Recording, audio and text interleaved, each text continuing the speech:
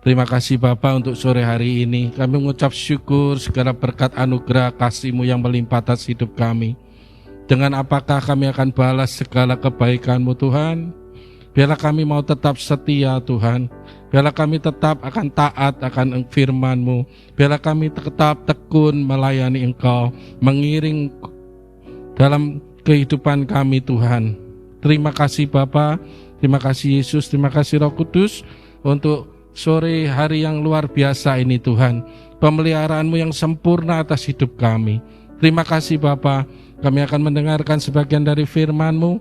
Ajar kami Tuhan untuk merendahkan hati kami, meletakkan segala pemikiran kami di atas dasar daripada Roh Kudus yang mau membentuk kami, mengajar kami, menaungi kami, menolong kami Tuhan. Terima kasih, kami mengucap syukur untuk sore hari ini. Di dalam nama Yesus kami mengucap syukur, haleluya, amin. Shalom. Izin ya, tak copot aja. Terima kasih untuk waktu yang diberikan. Lama tidak jumpa. Ya, saudaraku, beberapa waktu minggu ini ya, kalau kita ngelihat sebelum Lebaran sampai saat ini, tidak terasa kita ini sudah melewati namanya pandemi ini. Kita sudah jalani hampir 1 tahun ya. 1 tahun ya, dari Januari. Kalau yang saya tahu kita dulu Januari 2020 sudah, tapi masuk di Indonesianya kan sekitar bulan Maret ya toh. Maret, April. Ternyata sudah 1 tahun. Dulu kalau kita pada waktu awal-awal kita ngalami pandemi ini, kita akan merasa ada suatu ketakutan, kekhawatiran yang waduh nanti ya apa ini ya, kan gitu ya. Tapi ternyata toh bisa kita lewati selama sampai 1 tahun lebih ini. Saya yakin semua itu bukan karena kekuatan kita. Amin. Kita masih diberi kesempatan oleh Tuhan untuk hidup, untuk melakukan apa yang menjadi kerinduan daripada Tuhan yang belum diwujudkan oleh kita. Jadi saya melihat bahwa Tuhan masih memberi kesempatan kepada kita untuk melakukan apa yang menjadi kehendak Dia di dalam hidup kita. Makanya sampai detik ini kalau kita bisa hidup, bisa bernapas, itu suatu anugerah yang luar biasa. Amin.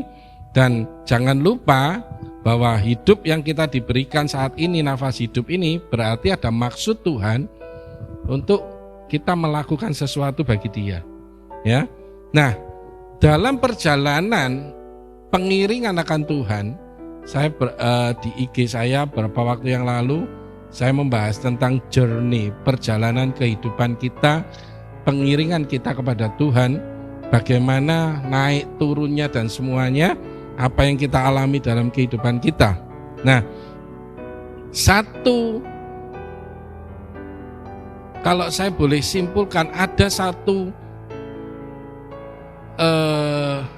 tindakan yang harus kita lakukan senantiasa dalam pengiringan kita kepada Tuhan. Itu apa namanya? Ketekunan. Ternyata segala sesuatu yang kalau kita tidak lakukan dengan tekun, hasilnya ternyata morat-marit, hasilnya tidak karu-karuan. Ya, ini puji Tuhan, terima kasih Pak Beni dibikinkan. Cuma gambarnya itu mestinya nanti, tapi tidak apa-apa. Asik ya, gambarnya lucu. Saya hari-hari ini kita kan masih dalam masa pencurahan Roh Kudus. Ya, saya rasa di sini semua sudah dipenuhi Roh Kudus. Cuma mungkin ada yang belum termanifestasi, tapi kan tidak apa-apa, itu bukan satu keharusan. Ya, saya membaca tadi ngelihat ketekunan di dalam Kamus Bahasa Indonesia itu artinya ternyata sesuatu yang dilakukan dengan rajin, dengan sungguh-sungguh, dan ada satu kata, ternyata ketekunan itu dilakukan dengan keras hati. Saya mikir loh kok keras hati ya. Selama ini kita mikir keras hati itu sesuatu yang negatif, ya toh.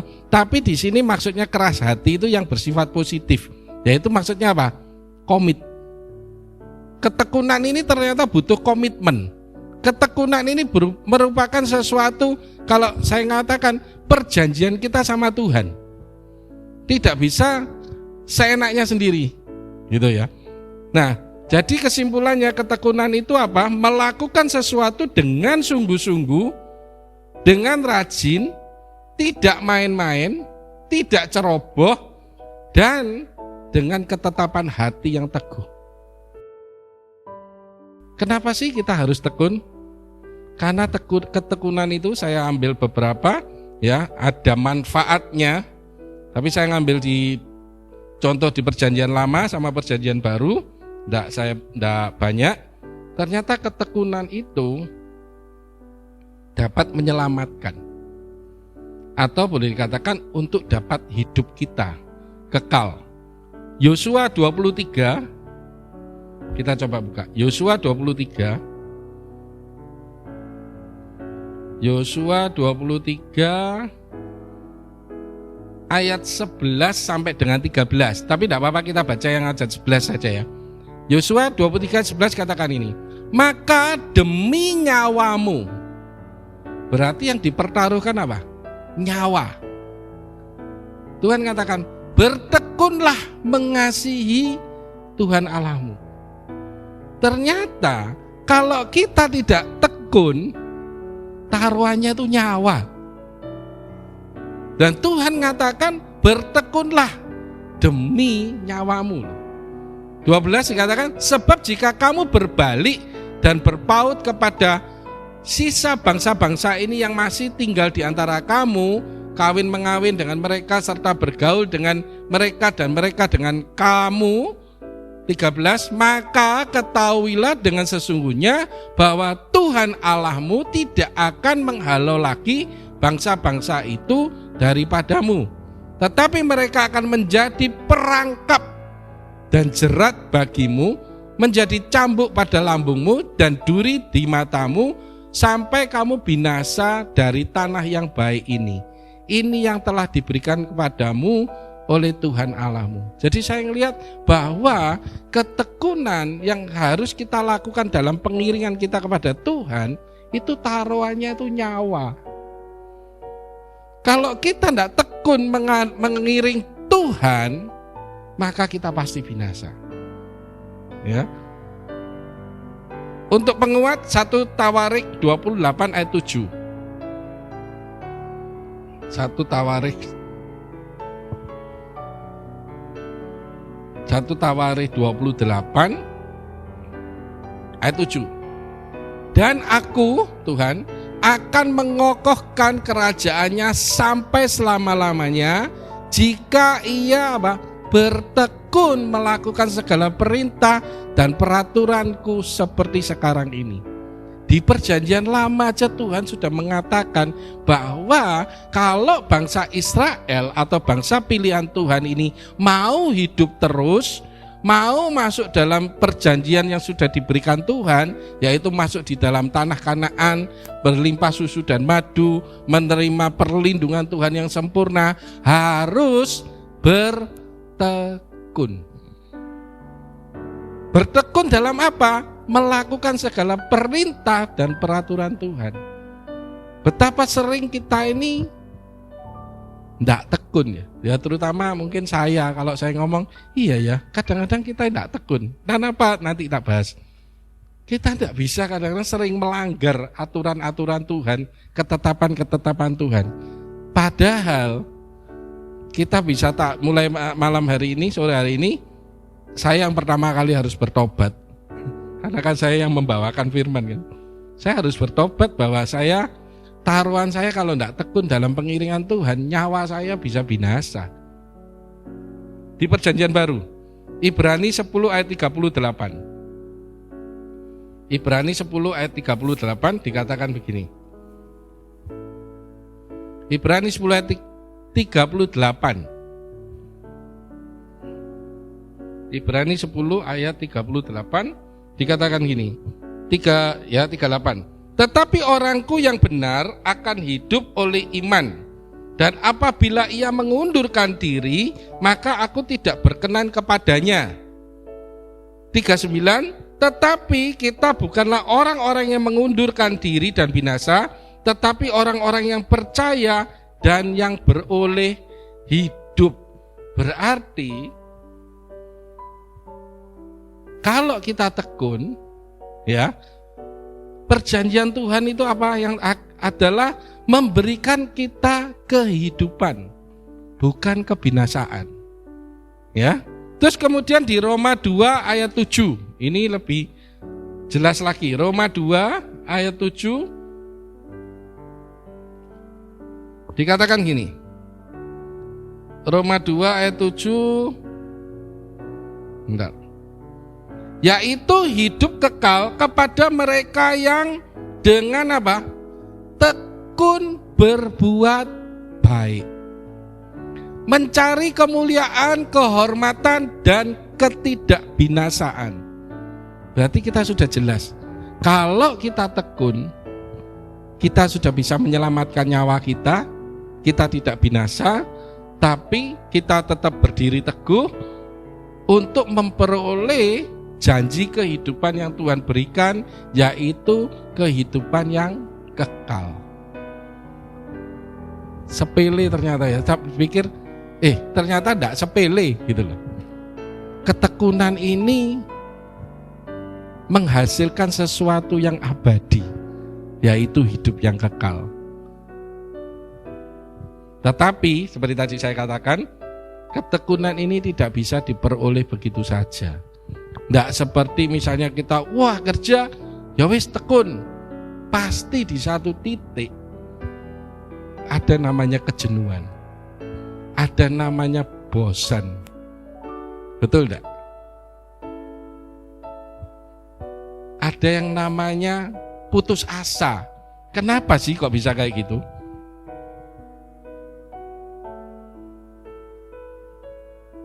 Saya tadi berpikir kok tiba-tiba misalnya nih ya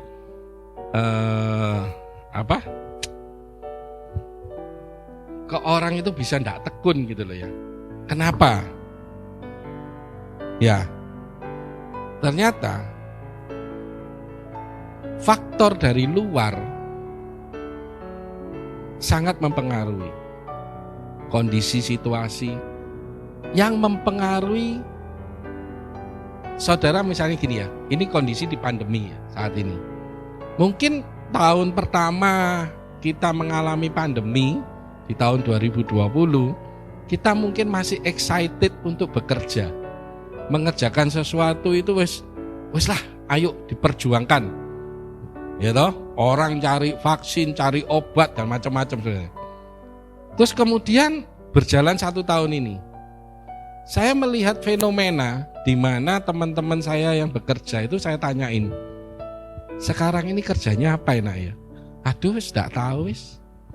Mulai karena pengaruh situasi kondisi di luar yang dimana pertamanya ini orang punya suatu excited, punya passion untuk mengerjakan sesuatu, tiba-tiba pupus semua. Saya punya planning, saya mau mengerjakan ini, ada pekerjaan proyek ini, tiba-tiba gara-gara pandemi hilang semua. Nah kalau sudah hilang semua ini rasanya putus asa. Aduh kok gini ya, kapan berakhirnya pandemi ini? Nah situasi dari luar ini yang membuat kita akhirnya goyang. Membuat hidup kita ini, iman kita mulai tidak kokoh. Tidak mulai ketekunan yang pertama yang ada itu sudah mulai kendor. Ya kenapa? Ya karena situasi dari luar ini membuat kita mengambil suatu keputusan yang salah. Bagaimana salahnya? Akhirnya ngomong ini, ya sudahlah, wis mau apa lagi?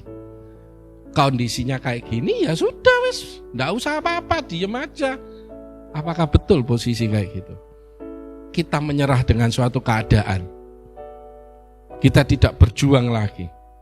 Enggak, ternyata ketekunan ini harus tetap menjadi komitmen dalam hidup kita. Mungkin gambar yang tadi awal itu Pak. Tolong Pak Beni. Bukan di judulnya mestinya, tapi tidak apa-apa ada judulnya. Gambarnya tadi itu saya melihat, ini saya tadi dapat kiriman gambar ini, saya ngerenungkan ya. Lucu ya itu ya gambarnya. Itu orang memahat dirinya sendiri. Mungkin dulu awalnya besar gitu. Nek ngomong gemuk rasanya enggak, besar. Ya toh? Terus dia memahat dirinya sendiri. Sampai menjadi itu badannya udah jadi kecil. Terus dia mulai memahat bawah, bagian bawahnya, pinggang ke bawah. Saya enggak tahu hasilnya kayak apa. Tapi kalau kita ngelihat gambar ini, saya percaya orang ini tekun. Kalau enggak gitu enggak bisa detail. Sama dengan kehidupan kita. Di situ ada tulisannya apa? Hanya kita sendiri yang mampu merubah diri kita. Sekalipun banyak orang menasehati, memberi saran, namun apabila kita sendiri tidak mau berubah dan tidak sadar diri, maka semua itu tidak berguna. Tadi saya masih tag pada gambar ini saya mengatakan, sebentar saya lupa. Saya ngirim ke rekan-rekan, saya kasih tag ini. Keterbatasan Tuhan disebabkan oleh free will-nya manusia. Betul enggak Pak? Tuhan tuh sebetulnya mau merubah kita menjadi satu yang baik. Tuhan itu punya planning besar dari awal penciptaan adalah menjadikan manusia serupa dan segambar dengan Dia. Tapi dosa masuk menghilangkan semuanya itu, sehingga rancangan Tuhan yang ada mulanya itu baik dan sangat baik menjadi rusak. Ditambah lagi kalau manusianya diberikan, kan sudah diberikan free will, di mana free will kebebasan untuk berpendapat, kebebasan untuk menentukan dirinya sendiri tidak mau diatur oleh Tuhan, maka kuasa Tuhan itu tidak bisa bekerja. Makanya tadi saya katakan keterbatasan Tuhan itu disebabkan oleh free will yang diberikan kepada manusia. Saya melihat, pertama saya ragu menulis ini. Sampai saya berpikir sendiri, masa sih Tuhan sekeras-kerasnya orang, masa Tuhan tidak bisa merubah? Bisa. Tapi Tuhan itu sangat komit dengan janjinya Dia. Komit dengan kepribadiannya Dia bahwa Dia memberikan free will kepada manusia. Kamu mau apa terserah. Buktinya apa? Saya kan lagi baca Perjanjian Lama dari awal, hari ini sudah sampai di 1 Tawarikh 28 kalau nggak salah. Itu saya melihat bagaimana perjalanan bangsa Israel yang dipilih oleh Tuhan sebagai umat perjanjian. Begitu dia dikeluarkan dari tanah Mesir, free will-nya itu terlalu gede gitu loh. Sehingga dia sering memberontak kepada Tuhan. Tuhan ngomong, jangan ini, nanti kamu binasa, tetap dilakukan lagi.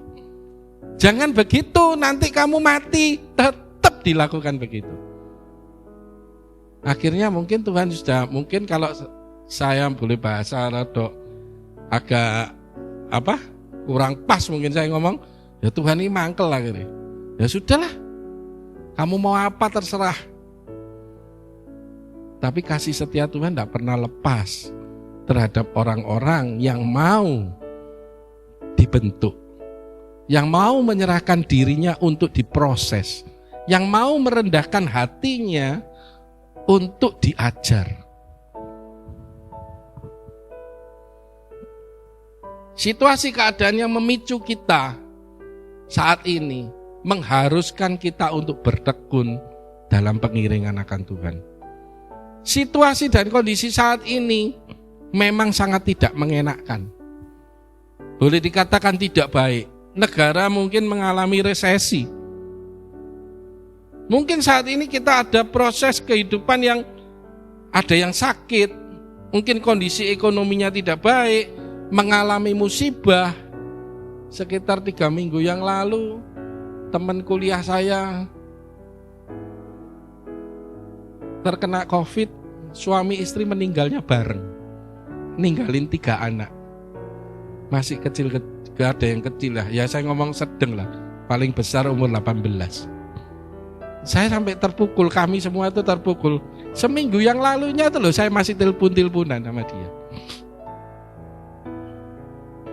Situasi yang tidak mengenakkan.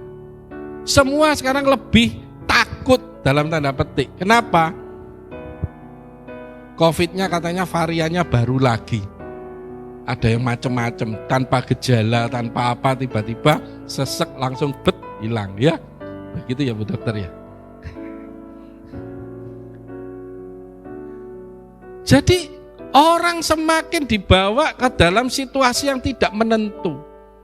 Orang dibawa kepada situasi yang sangat mengkhawatirkan, membuat dirinya khawatir. Nah, saudara, kalau hidup dalam kekhawatiran, saya itu kemarin cerita, kekhawatiran itu apa sih?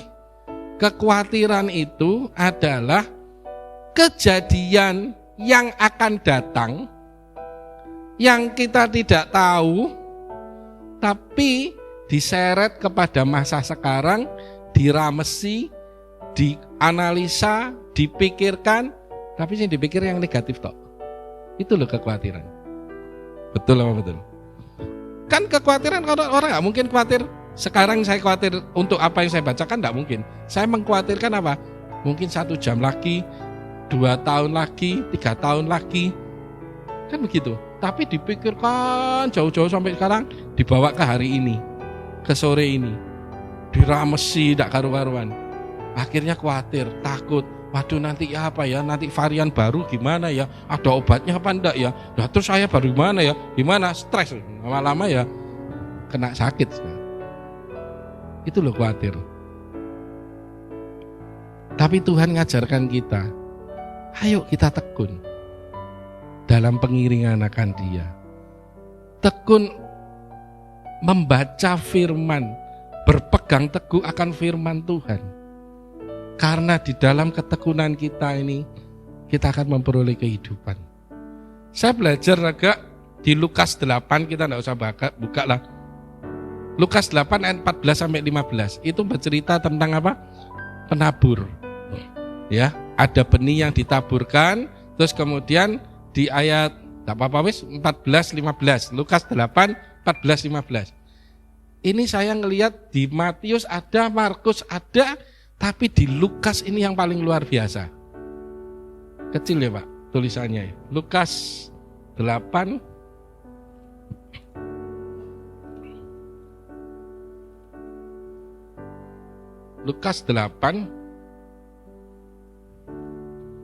ayat 14-15. Ini kan waktu Yesus menceritakan seorang penabur ya. Ada yang jatuh di tanah di pinggir jalan, ada yang di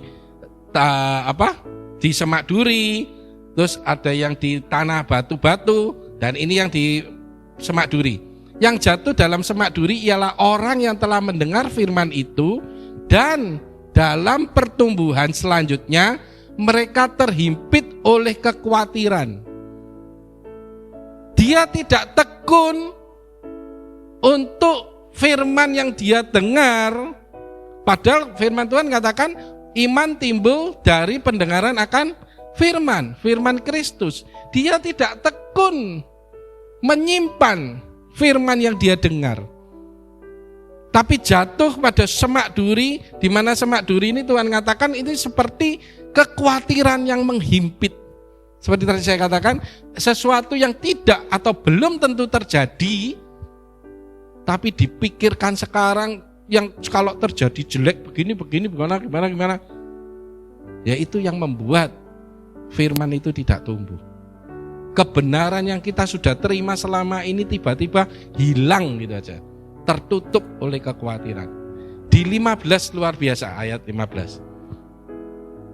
Dan terhimpit oleh kekhawatiran, kekayaan dan kenikmatan. Kekhawatiran dan kekayaan dan kenikmatan hidup. Sehingga apa? Mereka tidak menghasilkan buah yang matang. 15. Yang jatuh di tanah yang baik. Ini harusnya kita. Ialah orang yang setelah mendengar firman itu menyimpannya dalam hati yang baik. Ini luar biasa. Dan mengeluarkan buah dalam apa? Ketekunan. Di Matius, di Markus tidak ada kata-kata ini. Yang ada cuma menghasilkan buah 100 kali lipat, 60 kali lipat, 30 kali lipat. Saya ngomong, Tuhan, berarti kalau kita mau menghasilkan buah yang seperti Tuhan inginkan, di Galatia berapa? Buah roh itu Galatia 4 ya. Galatia 5 ayat 22. Kita tidak usah buka ya. Kita harus tekun. Karena kalau tidak tekun, maka hasil yang 30 kali lipat, 60 kali lipat, bahkan 100 kali lipat tidak akan terjadi. Tidak gampang memang. Ketekunan ini perlu proses. Ayo sama-sama kita belajar. Ketekunan ini selain menyelamatkan kita, ketekunan ini bisa menyelamatkan orang lain. Dengan apa? Dengan mereka melihat kita menjadi teladan dalam kehidupan kita. Mereka melihat, oh iya ternyata anak Tuhan, pengikut Kristus itu harusnya begini. Maka tidak mustahil mereka akan bertobat dan menerima Yesus sebagai Tuhan dan Juru Selamat, dan ketekunan kita menyelamatkan orang lain. Amin. Tuhan, terima kasih Tuhan. Pegang tangan kami senantiasa ya Roh Kudus. Kami membutuhkan Engkau setiap saat. Dalam setiap aspek kehidupan kami. Kami tidak bisa jalan sendiri Tuhan. Kami butuh Engkau. Karena kami menyadari kami tidak akan mampu melewati kehidupan ini tanpa Engkau. Biarlah firman-Mu menjadi pelita bagi kaki kami dan terang bagi jalan kami. Dan Roh Kudus yang menuntun setiap langkah kami. Ampuni kami kalau kami masih melenceng ke kanan dan ke kiri. Tapi biarlah Roh Kudus mau mengajar kami untuk kami bertekun dalam pengajaran firman-Mu, bertekun mencari wajah-Mu, bertekun untuk selalu ingat akan Engkau Tuhan. Tuhan, tolong kami. Pada dasarnya kami tidak mampu. Pada dasarnya kami tidak mampu Tuhan. Kami butuh Roh Kudus untuk menolong kami. Dan terima kasih Engkau sudah berikan Roh Kudus ada dalam kehidupan kami. Dan biarlah kami mempunyai kerendahan hati untuk mau senantiasa dituntun, ditolong, diajar. Tuhan, biarlah Engkau sendiri yang menguasai seluruh hidup kami. Kami menjadikan Engkau sebagai Tuhan. Kami menjadikan Engkau sebagai pusat hidup kami Tuhan. Dan biarlah kami menantikan dengan tekun Tuhan. Melakukan dengan tekun juga Tuhan apa yang Kau perintahkan. Karena kami tahu hasil daripada ketekunan pengiringan kami akan Engkau. Kami akan beroleh hidup yang kekal bersama-Mu Tuhan. Terima kasih Bapa, terima kasih Yesus, terima kasih Roh Kudus untuk sore yang luar biasa ini Tuhan. Engkau mengajar kami kembali Tuhan untuk senantiasa mengandalkan akan Engkau Tuhan. Terima kasih Bapa, terima kasih Yesus, terima kasih Roh Kudus. Di dalam nama Yesus kami mengucap syukur, haleluya, amin.